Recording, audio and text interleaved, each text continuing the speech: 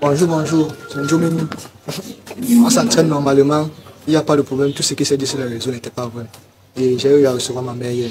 Donc tout le monde peut venir me voir, je ne suis pas stressé, je vis ici. Cette sortie n'était donc finalement qu'une mise en scène savamment orchestrée par les dirigeants de Victoria United avec des joueurs qui ont joué la comédie. Car, conformément à l'adage, la vérité finit toujours par triompher, des faits nouveaux, des révélations inattendues vont venir battre en brèche non seulement la sortie par voie de communiqué du club Victoria United, qui encore ce mardi, en mi-journée, démontait les dénonciations des lanceurs d'alerte sur les réseaux sociaux.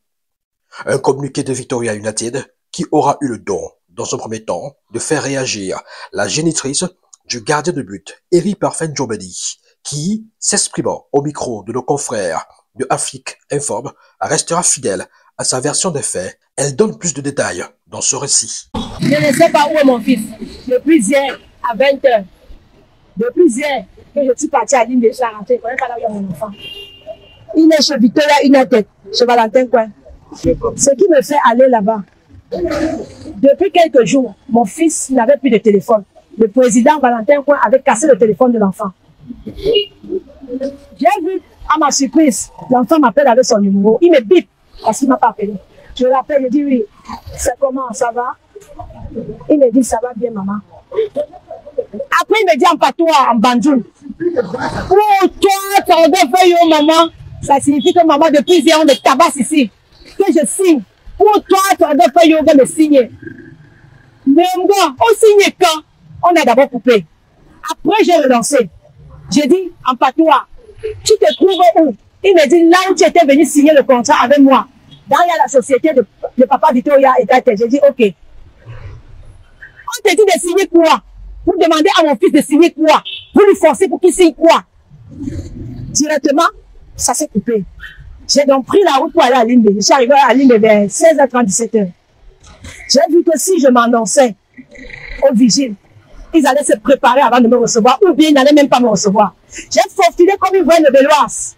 Je me suis retrouvé directement nez à nez avec mon fils dans la salle. Il était comme ça, assis tout triste, avec quelqu'un qui était en face de lui, qui le gardait comme pour l'empêcher de sortir. J'ai dit, mon fils, lève-toi. Il se lève, il se baisse. J'ai dit, baisse-toi. Il se baisse. Je contrôle bien son derrière.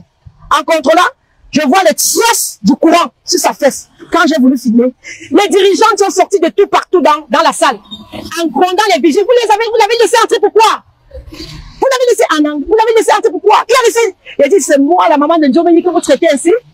C'est moi que vous traitez ainsi. J'ai commencé à fondre en larmes. On m'a dit de descendre. Je fondais en larmes. On m'a porté. Il y a un vigile qui était avec la tenue d'un militaire. L'autre qui était en bleu. On m'a porté comme un sac de macabo. Me foutre dehors. Dans l'enceinte, dehors là. Je suis juste assise. La position que j'ai prise, c'était pour voir mon fils à travers la fenêtre dans la salle que j'étais. Mon fils a penché sa bouche de il a dit, maman, tu as appelé papa? En patois, j'ai dit oui. Après, on a demandé au vigile de me déplacer là-bas. Là où j'étais assise dans l'enceinte de Victoria United. Pour que j'aille au mur de ce côté. Je ne comprenais pas que c'était pour faufiler mon enfant et sortir sans que je ne sache de quel côté il est parti. Nous sommes là en début d'après-midi, ce mardi. Et cette nouvelle sortie de la maman du footballeur sonne comme un gros désaveu pour les responsables du club de Limbe qui ont vraisemblablement voulu tant bien que mal étouffer l'affaire avec leur communiqué et le démenti du footballeur entouré de ses comédiens de coéquipiers et encadreurs. Car le même mardi après-midi, comme pour corroborer les propos de sa génitrice, une autre vidéo où on aperçoit le gardien de but de 19 ans passer aux aveux sur sa triste situation circule sur les réseaux sociaux. Hier et quand encore? Hier, c'est ma affaire à 3 nuits que je suis gardé chez lui. Tu es gardé chez lui à la maison dans quel quartier? À côté des 1000 femmes, j'étais avec des femmes. Et qui t'a tapé? Les qui t'ont tapé? Ce qui t'a tapé s'appelle comment?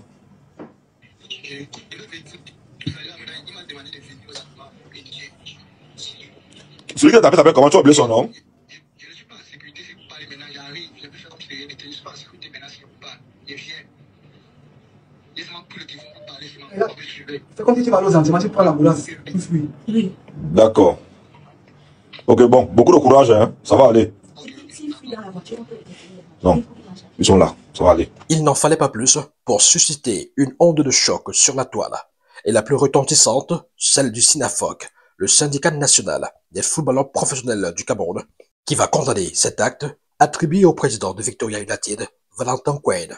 Dans un communiqué publié sur les réseaux sociaux, le SINAFOC de Jérémy Sorel Ditab déclare, et je le cite, « Prenant connaissance de la gravité des faits qui lui ont été relatés et qui prennent le contre-pied de la mise en scène grossière faite ce jour par le club incriminé, le SINAFOC s'indigne de ce que de telles pratiques dégradantes et inhumaines puissent encore avoir cours en toute impunité sur notre sol et dans notre sport roi en particulier.